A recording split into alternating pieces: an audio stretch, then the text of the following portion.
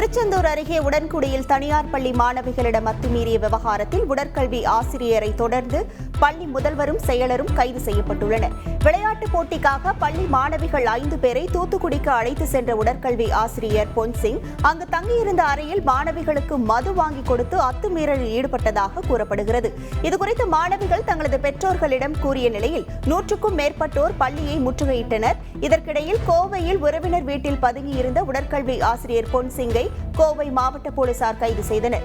மேலும் பள்ளியின் முதல்வர் சார்லஸ் ஸ்வீட்லி மற்றும் பள்ளி செயலர் சையத் அகமது ஆகிய இருவரையும் கைது செய்து திருச்செந்தூர் மகளிர் காவல் நிலையத்தில் வைத்து விசாரணை மேற்கொண்டனர். திருச்செந்தூரிலிருந்து தனிப்படை போலீசார் பொன்சிங்கை அழைத்து வரும் நிலையில் 3 மீதும் போக்சோ வழக்கு பதிவு செய்யப்பட்டு தீவிர விசாரணை மேற்கொள்ளப்பட்டு வருகிறது. செய்திகளை உடனுக்குடன் தெரிந்து கொள்ள உடனே சப்ஸ்கிரைப் பண்ணுங்க.